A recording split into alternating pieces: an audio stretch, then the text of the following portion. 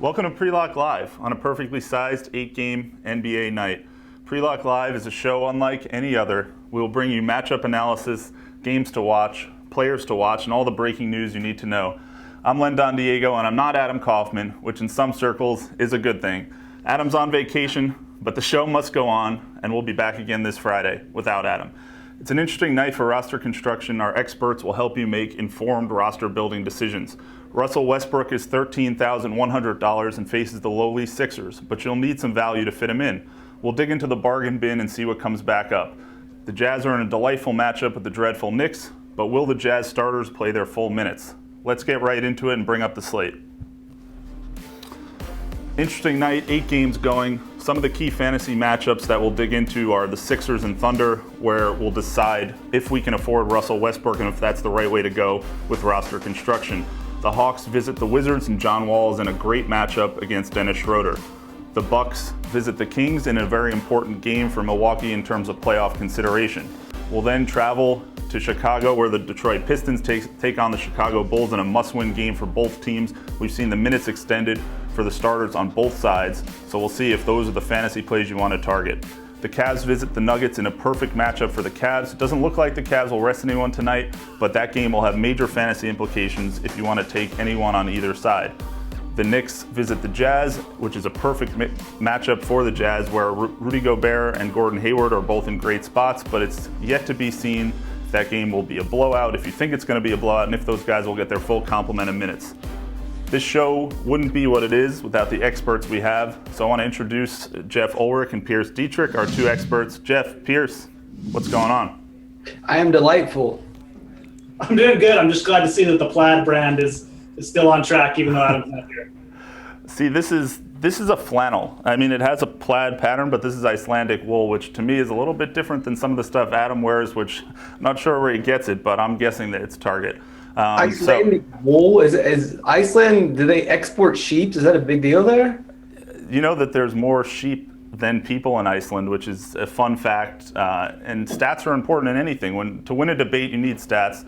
And I feel like just knowing that this is Icelandic wool, it might impress people, maybe not. But let's go get some more stats live from the DK Live newsroom. Julian's been working all day, and he's going to talk about a couple key things. Julian, I want to start last night, and we can call this the Bulls fight. It wasn't much of a fight. Did anyone even make contact? Well, those were some pretty interesting long punches that we saw last night from Robin Lopez and Serge Ibaka in that battle. But obviously, that is going to give us a lot of fantasy implication on tonight's slate, because when you punch somebody in the NBA, you're going to get suspended. So the NBA did announce about an hour ago that Robin Lopez is suspended tonight against the Detroit Pistons. It's a 1-game suspension for both Ibaka and Lopez. So the Bulls already without Dwayne Wade, now without Robin Lopez tonight. We've got Cristiano Felicio, who would be the presumably one of the fill-in centers, who's still questionable tonight. So hopefully he's a guy that we get news on during the show tonight that we can bring you. But the Bulls are going up against the Pistons tonight. That means Andre Drummond on the other side, which is a pretty big deal not to have a guy like Robin Lopez to defend. So we've been talking maybe guys like Bobby Portis, Joffrey Laverne. Somebody's going to have to fill in there at center. And the Bulls are coming off a back-to-back where guys like Jimmy Butler and Rondo played a lot of minutes last night, Len. So a pretty messy situation in Chicago right now. Yeah, and we'll definitely try to get the Chicago Bulls lineup. I know you're keeping an eye out for it. Are there any other injuries, any other big situations we really need to take note of for tonight? Well, one of the things that we want to talk about here is just back-to-backs late in the NBA season. We've got a lot of teams in playoff races. We've got teams racing for top seeds. We've got teams that are completely out of it. So in this last month of the season, back-to-backs are definitely something that you want to follow, given this new trend of resting players in the NBA.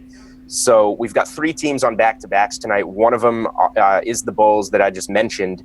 And like I said, Butler, Rondo, and Paul Zipser actually all went over 40 minutes last night in that Raptors game. So we've got to see. Obviously, we're really hoping that we get the Bulls starting lineup released, see if they're resting anybody, see what kind of minutes these guys are expected to play after, such a long outing last night. and then getting right back into it tonight in a game with the Pistons where these two teams are battling for a playoff spot. The Pistons actually also played last night and lost to the Nets. So both of these teams are coming off frustrating losses. So, the gut feeling here is that both of these teams are going to come out, play their starters regular minutes, and try and win this game because it's so important. The third team on the back-to-back, the Milwaukee Bucks, they got a win in Portland last night and actually didn't play any of their stars too many minutes. So, the team to focus least on here is Milwaukee, who has somewhat of an easy opponent in Sacramento, Len. So the Milwaukee starters should see regular minutes and maybe have a good opportunity here against a poor Kings defense. Yeah, the Milwaukee starters should definitely get extended run. They want to win that game. But what's the deal with Andre Drummond? I know Detroit basically needs to win the game, but is Drummond banged up, or are we expecting him to play his full allotment of minutes? Yeah, so Andre Drummond came into the injury report listed as probable today, and by all means, in this type of game with these playoff indications, we would assume that Drummond is going to play. It's not official yet, but he's got that probable tag, so we're assuming he's going to be out there tonight. But just for other injury news, it's kind of a slow slate for injury news tonight, but we've got Danilo Gallinari is probably the biggest name that's been out. He's been out for a while for the Nuggets. He's going to remain out tonight against the Cavs, but Wilson Chandler is listed as probable, so after missing 4 games with a groin injury, Nuggets probably do get Wilson Chandler back. So that could affect guys like Will Barton, Mason Plumlee, even a guy like Juancho Hernan-Gomez. Could bring down minutes for those guys. And Darrell Arthur is expected back for them, so that's another guy that's going to eat into some minutes in Denver. On the other side of that matchup, we've got Kyle Korver, questionable in Cleveland, and we were just talking about teams resting stars. The Cavs actually have said, as if he was in any doubt, that LeBron James is going to play tonight. So if you're building your lineup around LeBron, he's good to go tonight. No rest for him. Questionable guys, Jahlil Okafor, questionable for the Sixers. He missed Philly's last game, and actually Sean Holmes went nuts in 42 minutes. He had 53 DraftKings points. So if we get some news on Okafor, if he indeed does miss a second game tonight, Holmes is definitely a guy that could be in play tonight. John Henson, questionable in that Bucks-Kings matchup. Maybe Greg Monroe gets a little bit of extra run.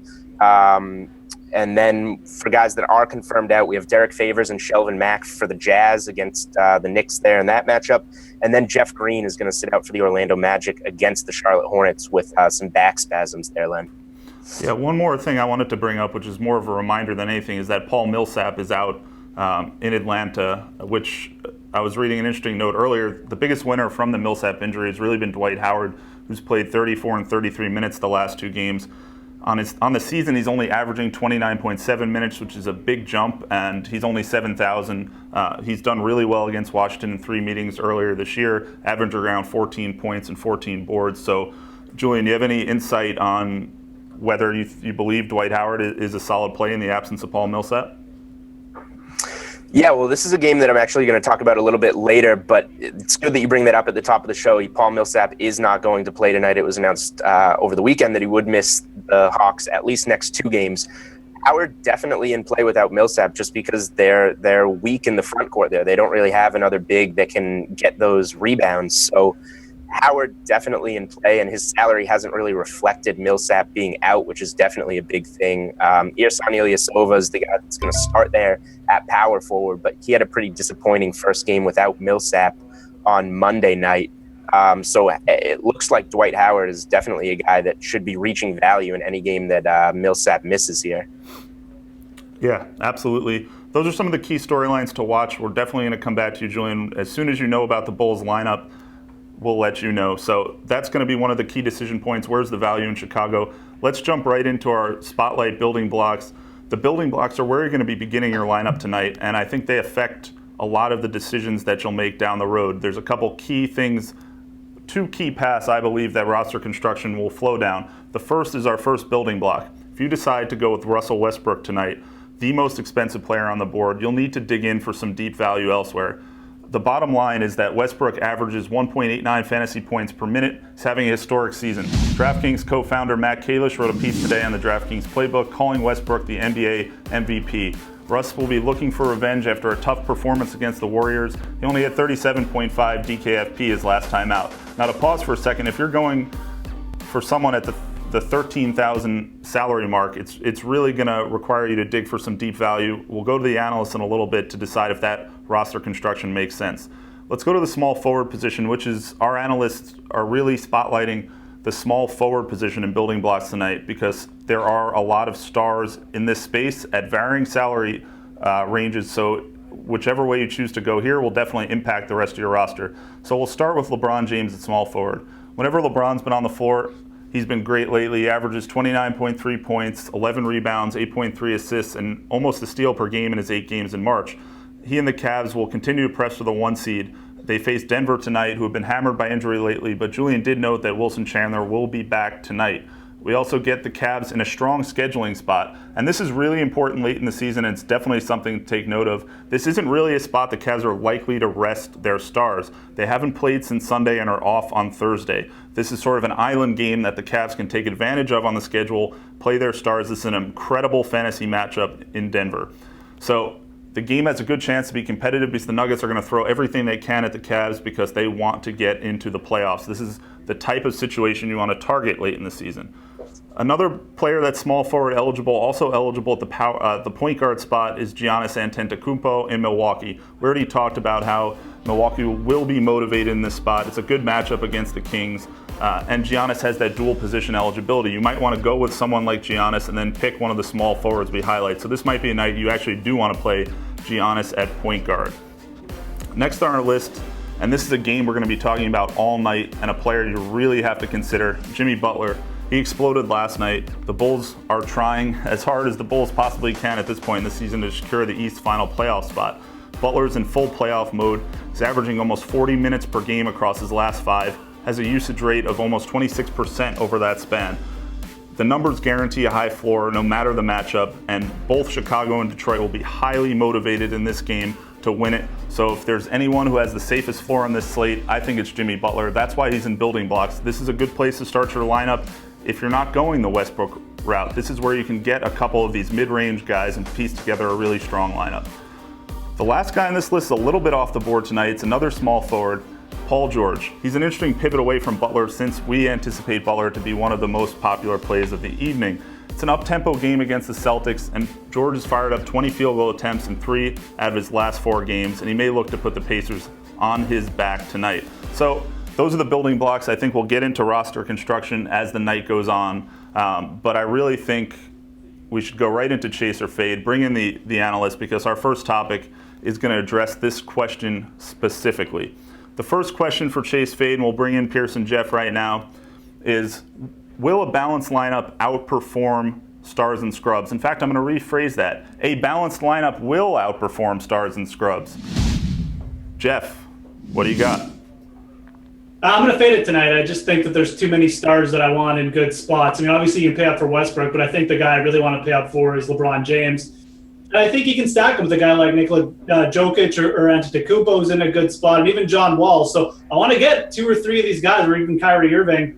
And there's lots of value. We already talked about the Bulls game, but there's some value leaking out there in other games. So I'm going to fade balanced over stars and scrubs tonight.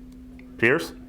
I want to chase. I think a balanced lineup's going to be better, and that doesn't mean it's completely 100% balanced. You can put a little bit of value in scrub. You can put a scrub or one low-level guy in there and take one high-level guy. But I guess really what we're talking about here is, do you want to go with Russell Westbrook? And I don't think Russell Westbrook is going to help you. It's too expensive. It's hard to get that point per dollar thing to work for you.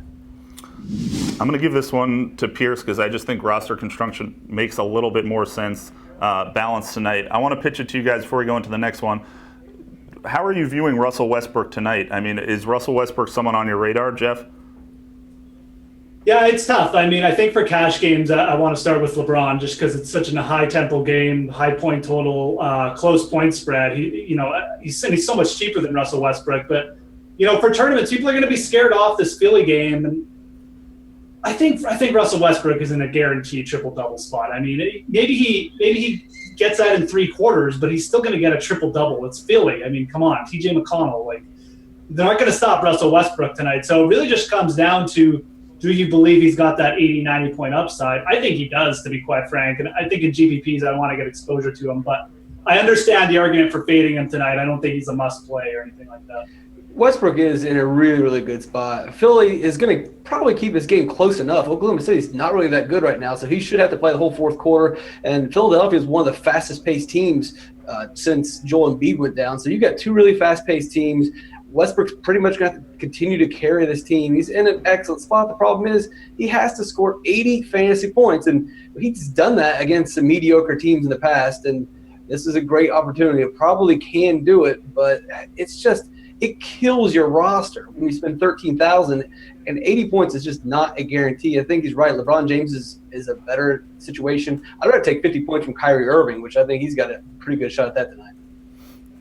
Yeah, I agree with that statement. I think it's way more interesting to go with a Butler-Kyrie combination to get started. Let's talk about someone who's in that kind of Jimmy Butler range. This is our second Chase fade. I'm going to start with you, Pierce, on this one. Let's talk about Giannis. The statement is, it's tough to trust any Buck outside of Giannis. Chase or fade? I'm going to fade. I mean, in recent history, Giannis really hasn't done anything. The other guys have been playing pretty well. But if you look at Sacramento, their weakness among many is that they basically have point guards playing the 1, 2, and 3. They have to stretch them out, and that leads to really big games to opposing shooting guards and small forwards. Chris Middleton's in a good spot. Tony Snell, Brogdon. Jeff? I'm going to kind of chase it. I mean, yeah, Brogdon's been playing more minutes, and Middleton's price is too expensive for me. I mean, I think Pierce kind of nailed it. Giannis Antetokounmpo is going to be going up against a bunch of undersized, point guards, regardless of where he's playing on the floor. So I chase him tonight. I mean, I think it's an interesting spot for him and John Wall, and we can talk about John Wall a bit later. But no, I chase Antetokounmpo as the guy I want on the Bucks, and really the only one I trust. Yeah, I think I'm going to go with Jeff on this one. I think Giannis is one of the only targets on the Bucks right now. We know what Jason Kidd's rotations are like. So I think you target Giannis and fill in other games there. I want to do one more thing here, go back to Julian in the DK Live newsroom before we get into anything else to see what's going on. Julian, do we have any word on the Bulls? Unfortunately, we have no word on the Bulls yet, Len. We are hoping to get their starting lineup before lineups lock at 7. What we do know is that Robin Lopez is suspended for this game from last night's altercation in Toronto, punching Serge Ibaka. What we're waiting for is that Cristiano Felicio is still questionable, and going up against a team like the Pistons with Andre Drummond, you're going to need some size, you're going to need a center. If he does play, he could get some serious minutes. The bigger question is, if he doesn't play, guys like Bobby Portis, Joffrey Laverne obviously come into play as potential value guys that are pretty much going to have to see the floor for the Bulls. Also, would be nice to know if after some of their studs played over 40 minutes in Toronto last night in an overtime loss, if the Bulls will be resting anybody. I'm sure they'd like to, but given the playoff implications of this game, not sure that's possible. Other injury news tonight, just quickly, Danilo Gallinari is going to be out for the Nuggets. He's been out for a while for them, but they are expected to get Wilson Chandler back into the lineup, and Darrell Arthur will be in the lineup for them. They're playing the Cavs tonight, who should be at full strength with the exception of potentially Kyle Korver, who's questionable for this game with a foot injury. Jahlil Okafor questionable for the 76ers, going up against a tough Thunder defense. Worth mentioning that Rashawn Holmes played 42 minutes in the game that Okafor did miss and scored 53 DraftKings points, so definitely worth keeping tabs on Okafor tonight. John Henson questionable for the Bucks, going up against the Kings. Maybe some more run for Greg Monroe if he's out. And then finally, a few guys that are out tonight, Derek Favors and Shelvin Mack for the Jazz, Len.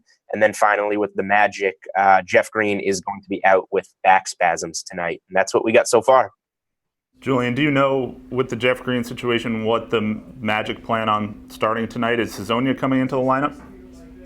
Yeah, it sounds like Hazonia is going to get some run. The Magic have been trying all different kinds of lineups all season and then shifting different guys into that power forward role since Serge Ibaka got dealt. So Mario Hazonia maybe could get some time. He's played at shooting guard this season and small forward. And we've got some breaking news here in the DK Live newsroom. This is why we do it live, guys. Felicio is going to be out for the Bulls. Wow. Joffrey Laverne is going to start. Credit to Alex Jankowski there for running over here with a piece of paper and scribbling some notes down. So this is exactly what we wanted to talk about, and we got it. No Robin Lopez, no Felicio. So Joffrey Laverne is going to get that starting center role against Andre Drummond and the Pistons. And I would assume that the top big off the bench would have to be Bobby Portis in that situation. Obviously, Mirotic is going to have to play some minutes, but certainly not the type of guy, Len, that can match up with Andre Drummond there. That's huge, Julian. It's good to know that we have it with some time to react. So, Julian, stay with us. I want to bring back Pierce and Jeff here, and let's talk about the Bulls now before we get into our wider value plays. Felicio is out. Laverne is in. He's into the starting lineup. Pierce, where are you looking to on the Bulls now? Is this a big piece of news for you? Well, I think Mirotic shouldn't go overlooked. He only played 25 minutes last night, whereas other guys played into overtime and got a lot of minutes. So Mirotic should be the safest guy to get 30 minutes tonight. I mean, it's hard to pick Fred Hoiberg's brain here because he is pretty much awful. He loved Joffrey Laverne 2 weeks ago, and then he benched him completely. And now Laverne has found his way back into the lineup. At the minimum 3,000, he's going to probably have to play at least 30 minutes tonight. So, it's going to be hard for him not to hit 7 times value. He's not very good, and he's got a tough matchup against Drummond, and he could get into foul trouble. But at 3,000, I think it's definitely worth the chance. On the Pistons side, Andre Drummond is an amazing matchup. I wish he wasn't a little bit banged up, but if you look at his last 2 back-to-back games, he scored 40 points in the second half of the back-to-back. So as long as he's not too banged up, this guy, I didn't think he could go for 60 points, but it's a possibility against Joffrey Laverne. Yeah, it definitely bumps up Drummond. And it's a playoff game, so, I mean, unless it's like something major, he's going to play through it tonight.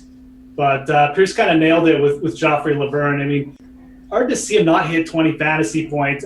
The upside isn't really there. I like Mirotic too, though. I mean, I think he's the guy he's going to have to play a little bit more with Felicio. Just the lack of bodies. He didn't play very much, and I mean, Bobby Portis just doesn't do anything, even when he does get minutes. So I think Mirotic is the other value play there. But yeah, Laverne definitely the mid-price guy tonight. I mean, going to be good for at least 20 points. I don't know if he's going to get many more than that, but he's in play. Yeah. So to recap briefly, we have Robin Lopez out due to suspension, Felicio out due to injury. We have some value opening up on the Bulls, specifically Bobby Portis, 3,900 at power forward. We have Joffrey Laverne, who is the stone minimum 3,000 eligible at power forward and center. This is the type of value that we were sort of debating before. Does it exist on this slate?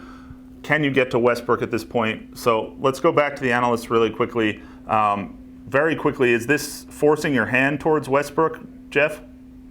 No, not necessarily. There's a lot of good players like in spots. I mean, Kyrie Irving's in an amazing spot. We talked about Antetokounmpo.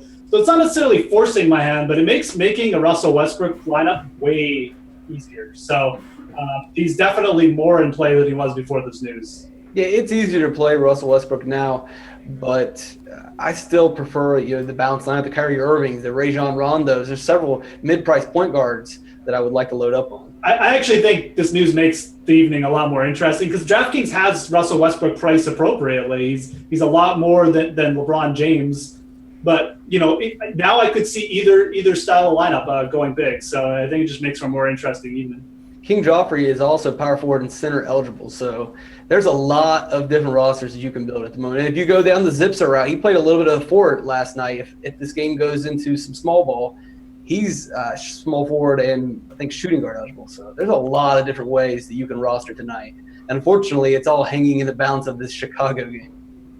Yeah, the Chicago-Detroit game is definitely the key game of this evening, and this is a really good time for you to get in your questions. Use hashtag DKTV on your favorite social media platform or go right into the YouTube chat and leave your questions. I think roster construction is key. Can you stock up on this value and bring in a lot of stars, bring in a balanced lineup, or go the Westbrook route? So we'll answer the questions that we can get to, but keep sending them in. Let's talk a little bit more about value. Now we have the Bulls value, which is clear.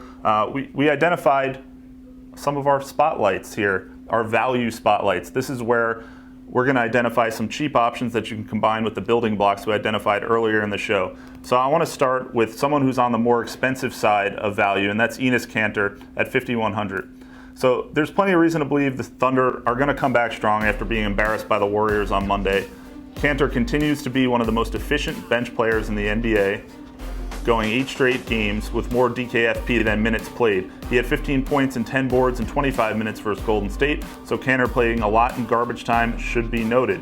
Ranked 16th in the league in PER and had 17 points and 12 rebounds for 37.5 DKFP versus the Sixers in their previous meetings. J.R. Smith. I don't know if this is a revenge game or a homecoming, as we know J.R. spent some of his best, quote marks there, best seasons in Denver. Jay adds a small wrinkle to Smith's DFS prospects this Wednesday. He's an 0 for 12 shooting slump from the outside and shooting just 28% from behind the arc in his past 6 games. The Cavs will have their full lineup intact, and we mentioned that this is an island game for the Cavs where they're unlikely to rest their starters, so JR should be able to take advantage of this good matchup against the Nuggets. Smith could be a valuable play in GPPs if he gets hot from the outside and should get the minutes to make it happen. Monte Ellis, 3,700, and I want to bring in the analysts on this one in a second, but Monte Ellis has found some consistency off the bench. He's playing around 25 minutes per game in his last 4, so there's some profit in his salary. A lot of people are talking about Monte Ellis tonight. I want to go back to Jeff and Pierce here. Are you looking at options on the Pacers? I know we talked about Paul George as kind of a building block tonight, but does Monte Ellis, is he appearing on your radar, Pierce? No, I don't like Monte Ellis. He's too one-dimensional. I know he's played well. He's had a couple streaks where he's made shots, and he had a good game against Boston earlier this year, but Paul George didn't play in that game. The guy I really like in this is Jeff Teague. I mean, Jeff Teague is playing really well, had 40 fantasy points in his last game, and he gets IT2 defense. So he had a good game. He has, I think, got a dud against Boston and a pretty solid 40-point game against Boston. So Teague's my guy. He's still underpriced, if you ask me. Yeah, I mean, he's got the best matchup, obviously. He's going to have Isaiah Thomas on him.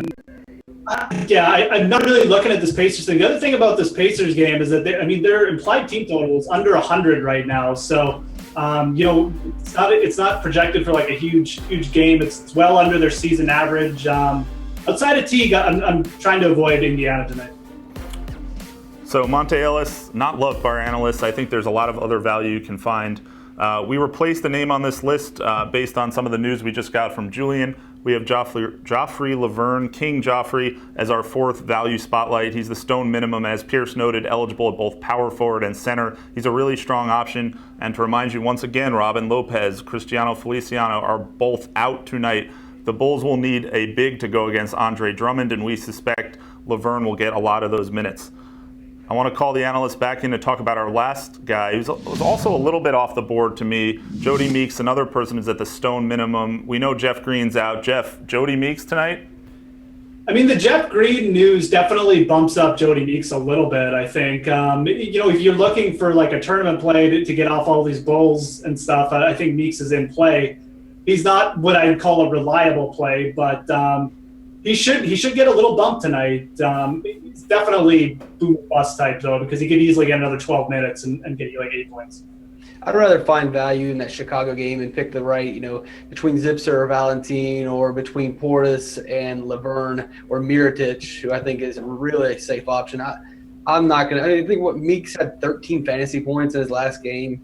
Maybe this is just the beginning, but it's Orlando. It's a tough team to trust. It's hard to say, too. They're trying to play the younger players more in Orlando, so I don't really know why Meeks would get a huge bump unless it's just out of pure desperation. But I hate to say it, but the guy that I really like on the value list tonight is J.R. Smith. I mean, he's averaged like over 27 minutes in his last 3 or 4 games, and he gets Denver. So to me, I like J.R. Smith tonight, and I think he's in a really good spot to get 25 plus.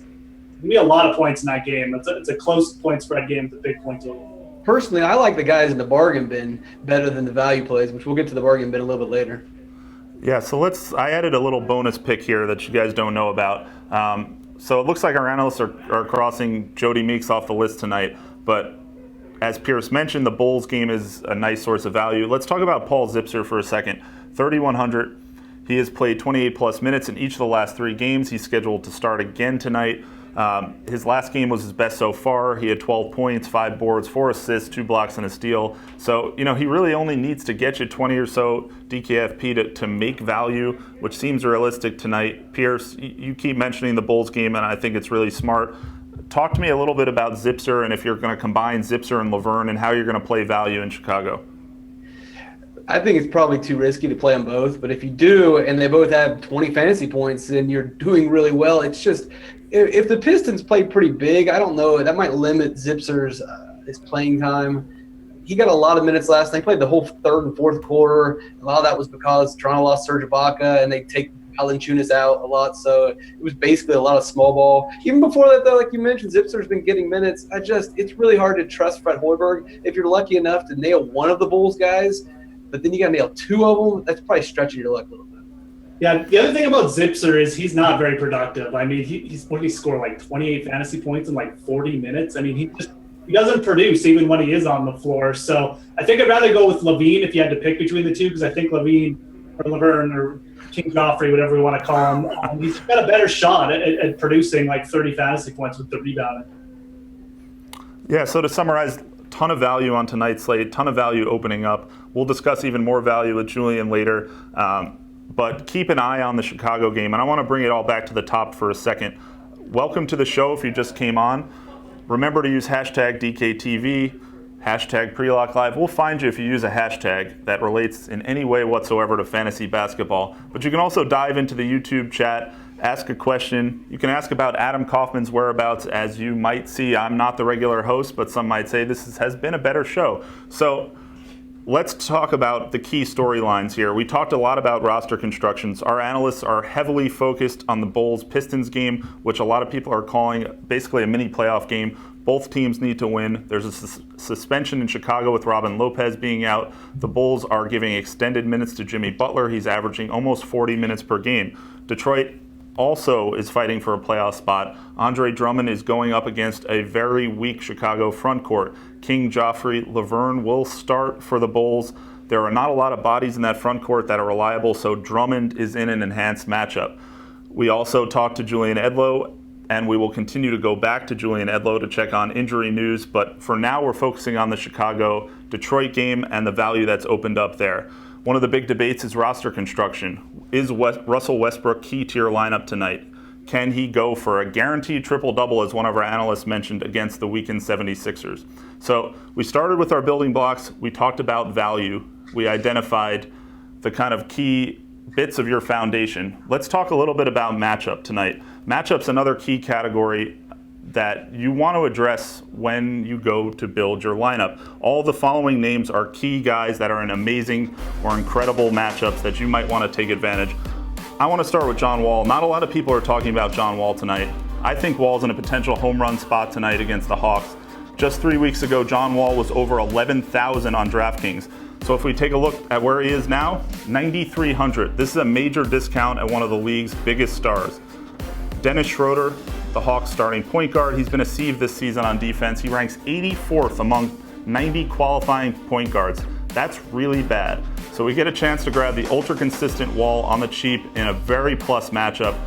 And the Wizards are really implied to score more than their season average in this game if you look at the projected point total. I want to pause for a second because I think this is the type of matchup that gets overlooked when we talk about Chicago-Detroit. I want to bring in the analysts. I want to talk about John Wall is another one of those expensive but not too expensive guys that you could target if you're building a balanced lineup. So Pierce, I'll go to you. Do you like this matchup for Wall against Schroeder tonight? It's a great matchup. He's in a great spot, and his price is really low. I think I prefer Giannis Antetokounmpo. The reason why I don't like Wall is he's not 100% healthy. We've seen that in the last two games. This guy's banged up. They need to make the playoffs. He's not pushing it that hard, and he's had some injuries in the past too. So I just don't trust him until he's 100% healthy. He's got to have a big game before I can jump back onto the John Wall bandwagon. Yeah, it's really tempting. I mean, 9,300. You mentioned it, Len. This is a really, really low price for John Wall. We're not used to seeing him at the low 9K range. So, and he's got Dennis Schrader, quite possibly the worst point guard in like plus-minus defensive ratings. So, it's really tempting. If I was making like multiple tournament lineups tonight, I would definitely have John Wall exposure. But you know, he wouldn't be in like a cash game lineup or anything like that. Pierce is right. He's dealing with an injury. Yeah, I think John Wall is one of those attractive options that might go under-owned. So, you know, definitely something to consider. Let's go through a few more of these matchup options. And one, I kind of hinted at this at the top of the show. The Jazz are playing the Knicks tonight, and the Knicks have allowed the third most DKFP in the NBA to opposing centers. Rudy Gobert just 7,700. This is an opportunity to get what has been a really safe option in Rudy Gobert. The matchup sets up well for Gobert. He's coming off 55 DKFP against the Pacers on Monday when he had 8 block shots to go with 16 points and 14 rebounds. Gobert has over 50 DKFP in 2 of his last 3 games and over 41 DKFP in 5 of his last 8. So unless this game gets to a blowout, Gobert should be a really strong sub 8K play. We also have Marvin Williams on this list. So Frank Kaminsky is back in Charlotte, but Marvin's still averaging around 33.5 DKFP over the last 2 games. Orlando's been struggling big time on defense since shifting Aaron Gordon over to power forward, getting slammed for an average of 63.3 total DKFP in that position in his previous 5 games. We have a submission from Adam Kaufman, Jay Crowder. If you don't have Isaiah Thomas on your radar, think about Jay Crowder tonight. This is a Celtic. We have to mention Celtics. That's just the way this show goes. Jay's minutes have increased in 3 straight games from 35 to 36 to 38, a span in which he's averaged over 38 DKFP. We've talked about a ton of small forwards on this show, so if you're rostering Crowder, you're really passing on a lot of the expensive options like LeBron, Butler, George, unless you're going to play two forwards that are small forwards, but on a night when Joffrey Laverne is the stone minimum, I don't know if that's the best strategy. So Jay Crowder is one of those mid-range options, might be a good one. Tim Hardaway Jr., Washington's been solid defending shooting guards this season, but over the last few games, the season average, it's gotten way worse. Hardaway's in a great opportunity, especially without Kent Bazemore. And if you also remember, Paul Millsap is out. One of the key guys we highlighted, which might be a better option than Hardaway, is Dwight Howard, who sees a significant increase in minutes without Bazemore and Dwight on the floor. Let's go back to Julian. Pierce hinted at it. Julian's going to dig into that bargain bin, give us some mid-price guys. But before we get to that, Julian, any news come through the wire? Yeah, we do have a little bit more news, Len, when it comes to that Chicago Bulls starting lineup. A guy that Pierce liked a lot is going to be in the starting lineup, that being Nikola Mirotic is going to start at power forward, it sounds, over the likes of Bobby Portis. So the front court against Drummond to start the game, it's going to be Mirotic at power forward and Joffrey Laverne there at center. So Mirotic, a pretty nice option. Didn't play too many minutes, as the analysts mentioned, in that overtime game last night. So definitely a good option there. Julian, is Zipser still in the starting lineup? We're not quite sure yet on Zipser. I believe he should be starting at either one of those wing positions alongside Jimmy Butler. Both those guys are shooting guard, small forward eligible. So the assumption there is the starting lineup for Chicago, and you can't quote me on this, we haven't seen the whole thing yet, but it sounds like it's going to be Rondo at the point, Zipser and Butler at the shooting guard, small forward positions, and then Mirotic and Joffrey Laverne are certainly confirmed as the 2 guys that will be starting up front there. Got it. Anything else coming through? Just one more thing. Jahlil Okafor is a guy that we've been talking about tonight who's been questionable. Okafor has officially been listed as a game-time decision. So with that game tipping off at 8 p.m., and it sounds like maybe he's going to do a little bit of warming up before the Sixers decide if he's a go. So it sounds like it's unlikely that we're going to know Jahlil Okafor's status before lineups do lock at 7 p.m., with that game being an hour after lock, Len. Yeah, the big winner from Okafor's absence, I believe on Monday, was Richaun Holmes. Richaun Holmes has seen a big increase in salary. Is he properly priced at this point? Are you even targeting Richaun Holmes tonight? Yeah, I think Richaun Holmes is a really interesting target tonight just because of what he did in his last game without Okafor. When Okafor didn't play, he played 42 minutes and scored 53 DraftKings points. So that's going to catch, anyone's eye, and he was priced around 5,000 at that point. But I think the tables have turned a little bit tonight. We don't know what the status is on Okafor. So, it's a little bit tougher to roll Holmes into your lineup there. And then his salary has gone up $1,100 since that big game. That's what happens when you're a mid-price guy that scores 53 points, 53 DraftKings points in 42 minutes. So he costs $6,100. We don't know Okafor's status. And then finally, they're playing the Thunder in this game. OKC's got, some pretty good big bodies in there. So definitely not the best matchup for Holmes. So I'm erring on the side of staying away from Holmes on this slate, Len. Yeah, I think the price increase, that definitely makes sense. Holmes is someone who probably started in the bargain bin earlier this season, has worked his way out. Julian, go sift through the bargain bin for me, see what you can pull back. Who's really cheap tonight? Yeah, we've got the bargain bin here. It's a article that you can find on the DK Playbook by our own Zach Thompson on Mondays, Wednesdays, and Fridays. If you're looking for one of those guys under 4K, we've got you covered here. First guy actually in here is Bobby Portis. So actually not in the starting lineup, somewhat surprisingly, against the Pistons tonight.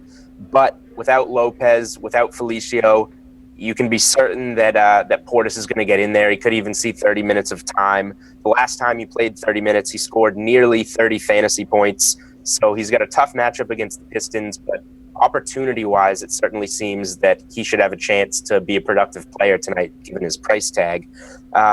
Next up, Papa G. We've got I'll try this one more time.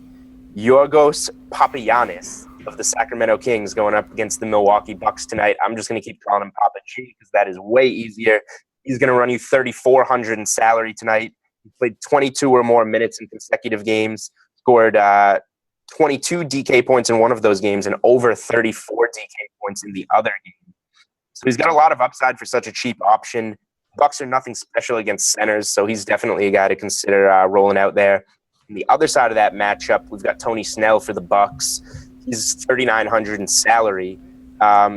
He hasn't been very productive over the last 4 games, which obviously is the point of the conversation here. We want guys that are going to score fantasy points, but what you've got a lot of love about him is his minutes. He plays close to 30 minutes pretty much every game. He saw 36 minutes for the Bucks last night in a win over Portland. So if he can bounce his production back against a weaker team like the Kings, he's certainly going to have the minutes to go out there and produce, and could be low owned because he hasn't topped 20 DK points in his last few games. And then finally, the last guy here, we've got Justin Holiday for the Knicks going up against the Jazz tonight. He's the cheapest guy in the bargain bin tonight at $3,100.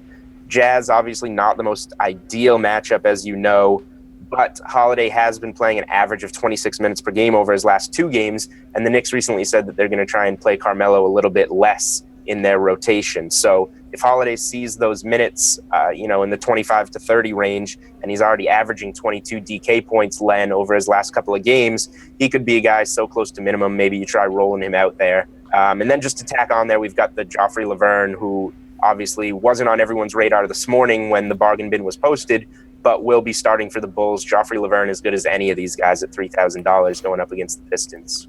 Yeah, Julian. We'll get to some questions. I know we have a ton coming in. We're going to get to the questions in a second, but I just want to highlight, Julian said it, the key value tonight, Joffrey Laverne at the stone minimum, power forward center in Chicago, stepping in the absence of Robin Lopez and Cristiano Felicio. So Julian gave you a few other options, Justin Holiday, Tony Snell. Those are probably going to be less considered options now that we have the Bulls news, but definitely a lot of value to consider, especially if you're going all the way up to Russell Westbrook. So let's take a few questions, and we'll bring the analysts back on, and we'll see if we can solve some roster problems. What do we got? Freddie W., one of the show's biggest fans. Freddie W. has been with us since the beginning. Analysts, Kyrie Irving and LeBron stack in Denver. Jeff, what do you got? Yeah, I like it. I mean, it's the game with the biggest point total by far, and it's a really close point spread. So I like it. Yes, do it. Yeah, it looks pretty good. I like Irving a little bit more, but they're both in a great spot. It's a close game. There's going to be it's the highest point spread, and Denver just doesn't play defense at all. They are awful. They are both in really good spots. And you guys don't have a problem with. Sorry to cut you off, Jeff. Do you guys have a problem with stacking those two guys together? I mean, does that limit your upside, Jeff? I don't think it really limits the upside in a game like this against Denver. I mean, Kyrie Irving, to me, is the better value, like Pierce said, but with LeBron being so much less than Westbrook and there being so much other value on the slate, I don't think it limits your upside that much. I personally would rather have Kyrie. I think if you take both those guys, then you really got to consider someone from Denver, and then you're getting a lot of people from that one game. And the problem with Denver is, with all those players being healthy right now, probably Jokic is the only one that I really think is going to get 50 to 60 points. Everyone else is just going to split usage. Got it. All right, what else we got? Nadeworks. So is that Adam Kaufman's Twitter handle? Hashtag DKTV. Jeff Teague and Al Horford, that's very Kaufman-esque, or Rondo and Hayward. Sort of random combinations.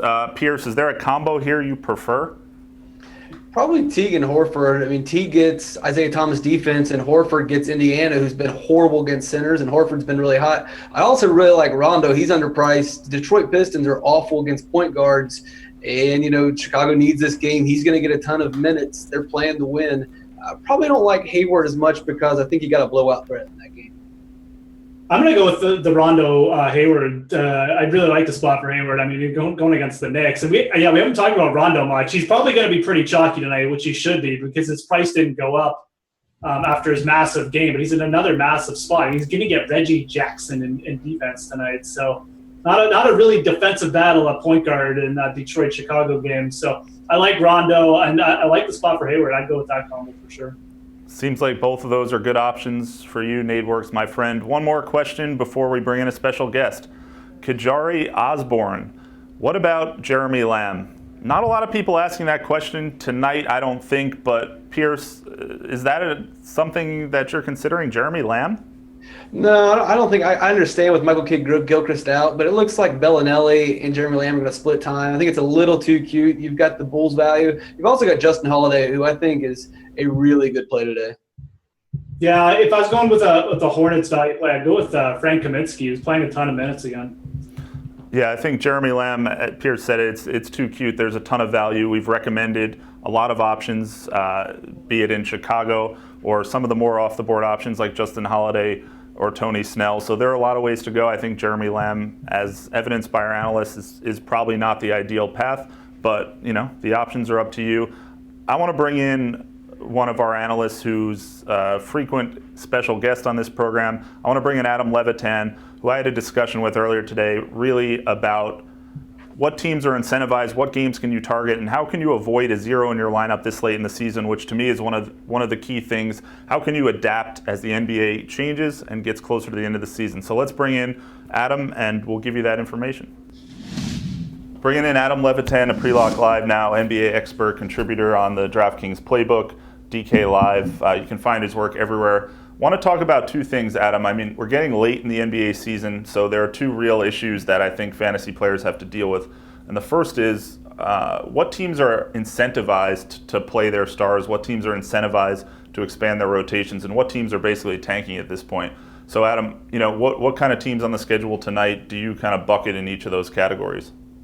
Yeah, I think our number one priority when possible is to get teams that are fighting for the playoffs. So they haven't already clinched. They're not fighting for the third versus the second seed or the sixth versus the fifth seed or whatever. I mean, they're fighting for their lives, 9, 10, 8, 7, right in that range. And obviously tonight we have two of those teams playing each other. We have the Bulls and the Pistons going head to head. And these are two teams that we've seen expand their rotations already. Talked about it in my leverage article. I mean, we see Jimmy Butler, we see Rajon Rondo playing 40 minutes. We see Tobias, Kentavious Caldwell-Pope, all these guys, Marcus Morris playing 36, 37, 38 minutes. And when you get that going and it's not adjusted yet in the DraftKings salary, you get a ton of value. So I think Bulls tonight, Pistons tonight, even though the game total is really low, I think that's a good place to look. The Bucks are fighting for their playoff lives as well. They have a really good matchup against Sacramento, even though it's a back-to-back. And then Denver, I mean, this is a huge game for Denver. They're home. They're playing the defending world champs in the Cavs. LeBron is in town, and they're fighting for the eighth spot. So I think Denver, the Bucks, Bulls, Pistons are all really strong spots tonight. So those are a few teams to definitely target because they're so incentivized. But are there a few teams out there that are no longer incentivized to put their best rotation forward? And so I think the teams at the very top are still safe to play their guys, their normal 30 to 32, 33 minutes. It's at the bottom where I'm starting to get concerned. And kind of we saw last night what the Lakers did. I mean, they just went out and played all their backups to start the third quarter. I mean, yeah, they were getting trucked by 30, but that's what happens. And we kind of have this spot with the Knicks where they actually came out and said, we're not going to play Carmelo Anthony. We're not going to play our veterans extended minutes over the last 12 games of the season. There's just no point. So in this draft class that's really loaded at the top, you're going to see a lot of these teams keep tanking. A lot of times that means reduced minutes for veterans. That's something definitely to be scared of. Let's talk about the Knicks for a second. Does the fact that the Knicks might be limiting their starters' minutes, does that impact the teams they face? And is that a consideration you make? Like, well, this team's playing the Knicks, so I don't think I can give them a full minutes projection.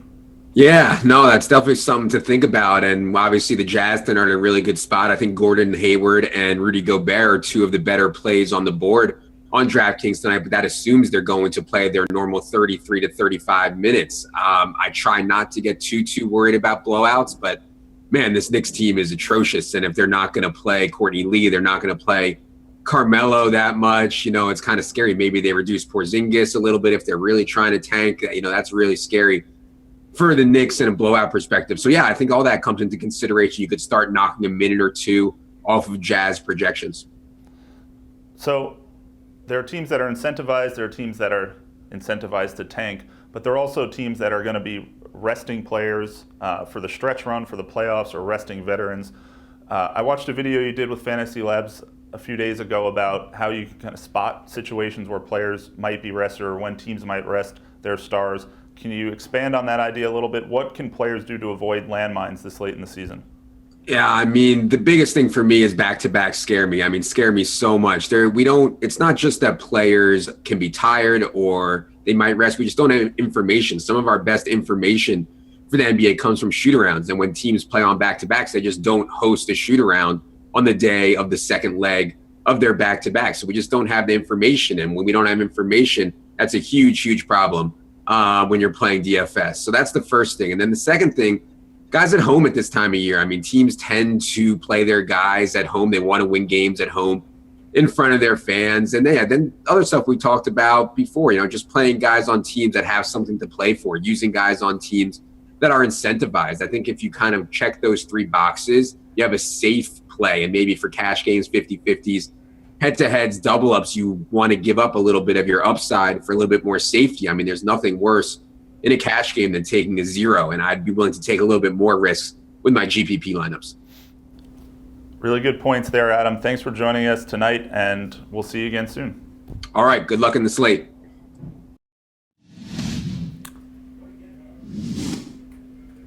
Always nice to hear from Adam Levitan. It was great to have him on the show.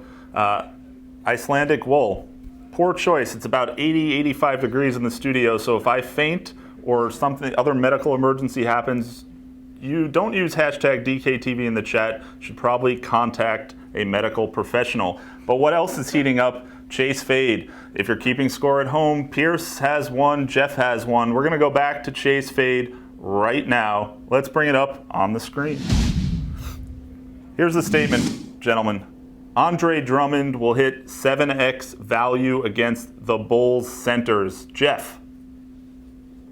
I'm actually going to chase it. I don't know if he's actually going to hit 7x, but let's say he hits over 50 fantasy points. 7x is a big benchmark we put up, but I really like Andre Drummond, especially without Felicio or without Robin Lopez. So, I think he's in for a big night. I don't know who's going to guard him, so I'm going to chase that he at least has a really big night.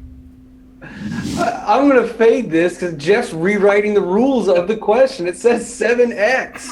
That means, 55 fantasy points? Actually, though, it's going to be really close to that, especially if he's facing Joffrey Laverne.